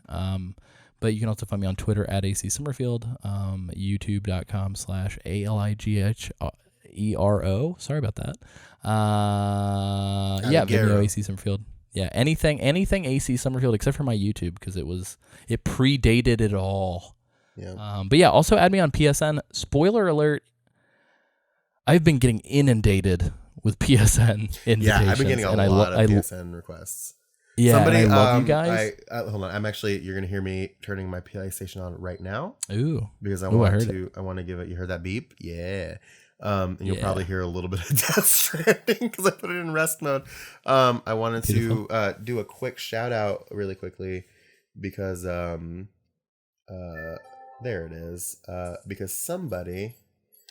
It was on. I don't know who this person is. I think it might be Luis Marine Jr. potentially because of the name, but I might be wrong. Is it Marine Rec? Marine Rec Time, yeah. Yeah, that's him. So Luis, thank you for this. Just sent me a message like a minute before the game came out and said good luck on your Death Stranding playthrough, and I was just like, thanks, man. Luis, thank you for the encouragement. I appreciate that very much. And now I'm going to put my PlayStation back into rest mode. And I've definitely been enjoying those, but just like FYI, please don't get offended if you request to view my gameplay and I don't want to accept it. Because I think after streaming the game for like 8 hours straight, I'm just like, dog, I just want to play this by myself for a little bit. I don't mind streaming it from time to time, but like last night, somebody requested gameplay while I was playing, and I did see it, and I was like, man, I'm sorry. And I ended up sending a message later where I was like, hey, I hope you didn't take offense, but like, just I haven't gotten to sit down with this by myself, and I just really wanted to. So feel free to add me to party chat and stuff like that. And like, depending on the time, I don't mind jumping in there. But at the same time, like I do want to also have a little bit of like a vacation from people to play this game. And I constantly want to have vacations from people. So as is my nature. But we do have a PSN community, so if you look up Metal Gear Mondays on PSN, you can join our community, and if you stream or if you want to catch one of us streaming, it will update the community group when somebody is streaming. Yep. So that's pretty dope. You can find me on the internet. My PSN is Deadpool Alpha. So again, you can still add me, and I'll say this every time. Please say that you're from Metal Gear Mondays when you add me, because I don't know one way or the other. I got a I got a friend request from somebody the other day that had nothing in it, and like the name looked super suspicious, so I just ignored it. So make sure you're putting like a message in there when you request either one of us, just so we know. And we will add you. Absolutely. We just need to make sure. We just want to make sure that we're adding like the right people. So yeah, and same for anybody who's added me on Facebook, because like I've actually had, for some reason, fairly recently, I think I've had like 10 people in the last week try to add me on Facebook, and it's like, we have 0 mutual friends. You don't send a message at all. I have no fucking clue who you are, and it's just like a random person from a random part of the world, and I'm just like, I don't know. Could be like a listener, could be a weird Russian ad bot. We don't know. Yeah, and like way back when, maybe like a year ago, I used to just be like, sure thing, like you look good, but then like you look like a decent human being. But like now it's gotten to the point where it's like I just see so many people getting hacked on Facebook that I'm just like deleting if I don't know what the context is. Same. So if you are a listener, shoot me a follow or something first, or shoot me a message before you send me a friend request if you do want to do the Facebook thing. But yeah, just want to put that out there. Yeah. And then you can also find me on Twitter at Sangel. You can just follow that one. And YouTube bit.ly/Sam Does a Thing. Oh, Or, yes. yeah, bit.ly/Sam does a thing where I just do stuff. Yeah, my brain shut down for a second, and I thought I said something completely different from what I actually. I don't know. Ignore me. But yeah, follow me on those places. Sam does at Hing. At Ting, at Ing. Yeah, that's me. And yeah, I think that's it, Alessio. Shit! I should have prepped. I can't remember how we end these. No, it's new, so it's okay. I'm gonna help you. I just wanted to throw this out there. It's just like even though you moved like literally as far away from me as you possibly could without leaving the lower 48 United States. Well, not to spoil Death Stranding or anything, but I'm going to be the first to go. Oh yeah. Like New York's just gone in Death Stranding. Yep. We start in fucking DC, brother. Even though you have decided to move as far away from possible as me, I, will never really be that far apart because of the network we have established and the strands that we have established over these last almost 10 years of friendship. And I just it's like we've got some sort of connection or something. I feel you and I might have like a connection. Something.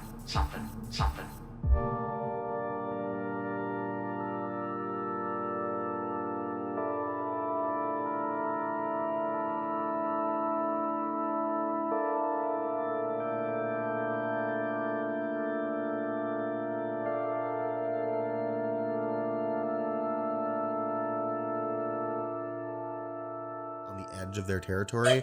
And so Sorry, Jerry just freaked out. He saw a ghost. Oh my god. Uh-oh. Hold on, I just went into a cutscene. Jerry's notifying me about BTs. Yikes! Good lord! Hold on. I think there might be Gerald, sweet I think boy. there might be a member of the UCA trying to deliver a package next door.